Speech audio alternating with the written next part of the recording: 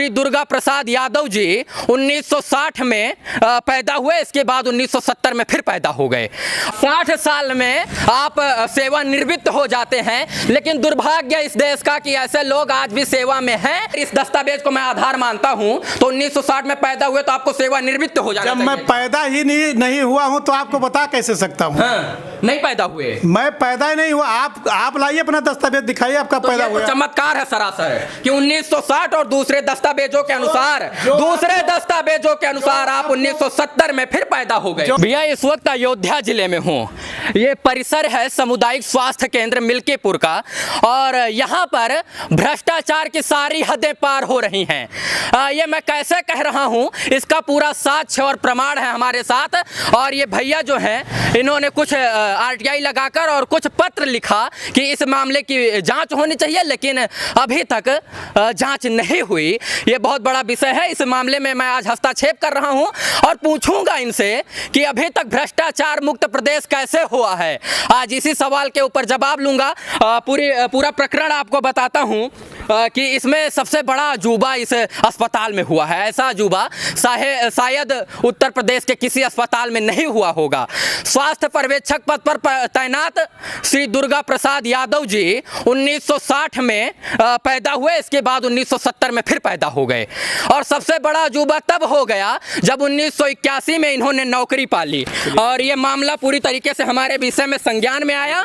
और इसके बाद आइए चलते हैं उनके कमरे की तरफ, प्रतिक्रिया लेंगे आज इनसे। निदेशक चिकित्सा को इन्होंने खत लिखा, विपिन जी ने, और इसके बाद सीएमओ को भी खत लिखा, सीएम को भी खत लिखा, लेकिन अभी तक कोई कार्रवाई नहीं हुई है। विपिन जी पहले रोकना चाहेंगे आपको इस मामले में, जो है थोड़ा आवाज गूंजेगी, आप बाहर आ जाइए। इस वक्त हम जो है रिपोर्टिंग करने के लिए आए हैं। आप बहुत परेशान हैं और शायद आपके साथ और लोग भी तैनात हैं। क्या प्रकरण है, जरा बताएं।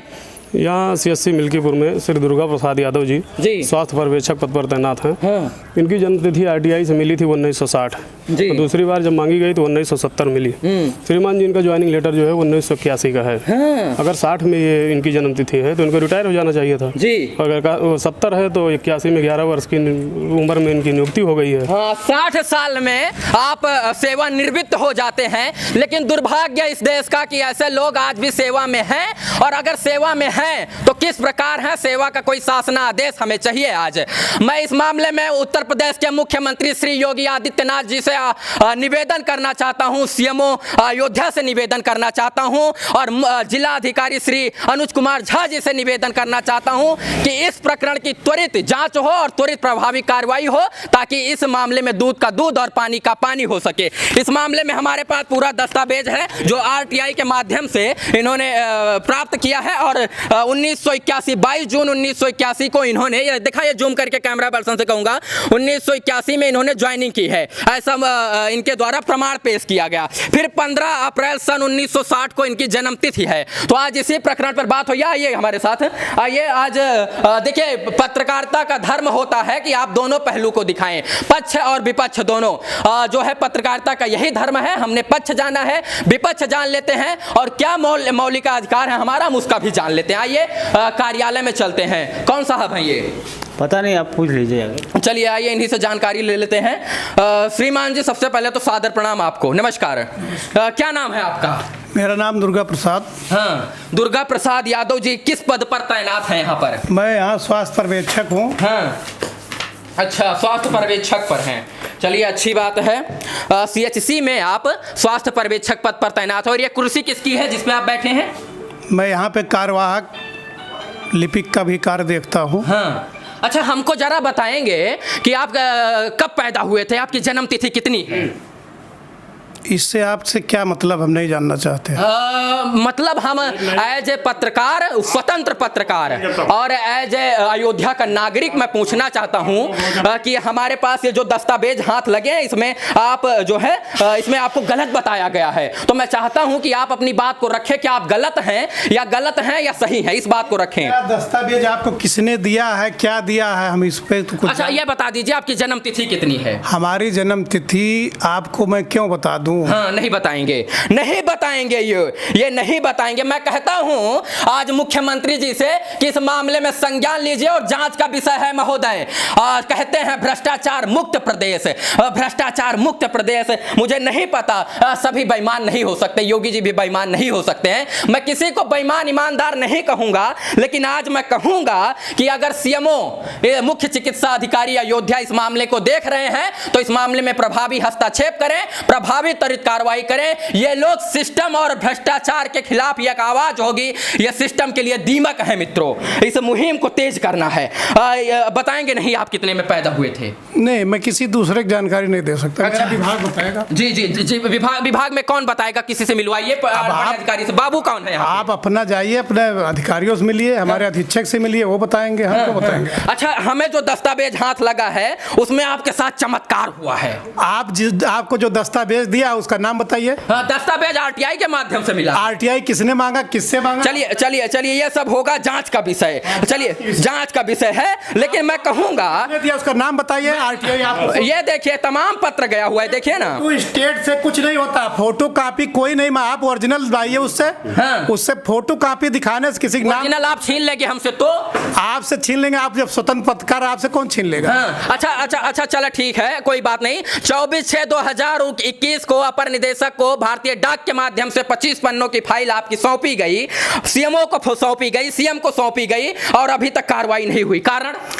आप क्या बात करना चाहते हैं, हमें मालूम ही नहीं है क्या कार्रवाई। आप मुझे इतना बता दीजिए, आप पैदा कब हुए? हम मीडिया को नहीं बता सकते, हमारे अधिकारी बता सकते हैं, हम छोटे कर्मचारी, हम लोग मीडिया को नहीं यहाँ के लोग तो आपको बाबू कहते हैं। बाबू भी नहीं बता सकता, कोई भी नहीं, वो भी छोटा कर्मचारी है। हाँ। आप अधीक्षक से मिलिए, अजय अधिकारियों से मिलिए, किसी के बारे में कोई जानकारी, हम आपके बारे में जानकारी करना चाहते, तो आप कौन है हमें मालूम ही नहीं है। हाँ। अच्छा चलिए ठीक है, एक आपकी हमारे पास कुछ दस्तावेज इत्तेफाक से लग गया है हाथ, इसमें आप मार्कशीट के हिसाब से, अंक पत्र के हिसाब से हाई स्कूल में 15 अप्रैल सन 1960 को पैदा हुए। आप सत्यापन कराइए ना वो सर्टिफिकेट का, आपको दिया किसने, उसका नाम बताइए, उसको आगे। आपके पास है? मैं आपका पक्ष जाना, आपके पास पक्ष, मेरा जो पक्ष है सही है, आप दीजिए। कोई है आपके पास? मैं क्यों आपको दूं? आप कोई मेरे अधिकारी थोड़ो हैं। मैं तो अधिकारी नहीं हूं, लेकिन भारत का नागरिक नियुक्त प्राधिकारी थोड़ो, तो आप पूछिए सब लोगों की। अच्छा ये बताइए, 1960 में आप पैदा हुए, अगर इस दस्तावेज को मैं आधार मानता हूं तो 1960 में पैदा हुए तो आपको सेवानिवृत्त हो जाना चाहिए। जब मैं पैदा ही नहीं हुआ हूं तो आपको बता कैसे सकता हूं? हाँ, नहीं पैदा हुए। मैं पैदा ही नहीं हुआ। आप लाइए अपना दस्तावेज, दिखाइए आपका तो पैदा ये हुआ। तो चमत्कार है सरासर कि 1960 और दूसरे दस्तावेजों के अनुसार आप 1970 में फिर पैदा हो गए। जो आप देखिए, आप पत्रकार हैं, आप बैठिए। हाँ। आप इस तरह से भाषण मत दीजिए। हाँ। किसी के ऊपर आक्षेप नहीं, जब आपके पास सबूत नहीं तो आक्षेप कैसे? ये सब है क्या ना, ये देखिए वो सब फर्जी कागज बना के आपको कोई दिया, गुमराह कर रहा, तो आप आए। आप अपना सत्यापन कीजिए। मेरा सत्यापन मेरा विभाग करेगा, आपके कहने से थोड़ा होगा। आप जांच के लिए तैयार हैं? बिल्कुल। हाँ। बिल्कुल तैयार। अगर ये फर्जी है तो आप जांच के लिए तैयार हैं? बिल्कुल। हाँ। ये फर्जी है। सीएमओ से कहिए और मुख्यमंत्री जी से कि हमारे ऊपर जांच करवाया जाए, कहिए। बिल्कुल बिल्कुल, मैं मेरे कहने से थोड़ी कोई जांच करे, मेरा विभाग जब चाहेगा तो जांच करेगा। अगर आप सही हैं तो ये भैया बिल्कुल सही है, तो मैं इतना ही कहूंगा, हे मुख्यमंत्री जी इनकी जांच करवा दीजिए, ये सही हैं तो इनके कैरेक्टर पर आंच नहीं आनी चाहिए। आप इस तरह पत्रकार हैं, आपको ऑफिस में बिना बताए हुए इस तरह आक्रमण नहीं करना चाहिए। ना ये कोई बात नहीं है। आप किसी बहकाए हुए में आए हैं, जो आदमी गलत है उसके बहकाए में आप चल रहे हैं, खुद गलत पेपर दिखा। अच्छा मैं दूसरे का भी पक्ष जानना, इस पक्ष का भी पक्ष जाना, आपका पक्ष जानने के लिए मैं आया। मेरा पक्ष, मेरे अधिकारी आएंगे, मैं आपको रख दूंगा आपके सामने। अच्छा आप जांच के लिए तैयार हैं? बिल्कुल। तो अच्छा एक चीज हमें सीधा सीधा जवाब दे दीजिए कि 1960 और 1970 का क्या मतलब है? आप जानिए। हैं? अगर 1970 में आप पैदा हुए तो 81 में 1970 में आप पैदा हुए तो 81 में आपकी ज्वाइनिंग कैसे हो गई? आप जानिए कैसे हो गई। आपके पास पेपर है, जो पेपर दिया उससे पूछिए। हाँ। पेपर देने वाले से आप बात करिए ना।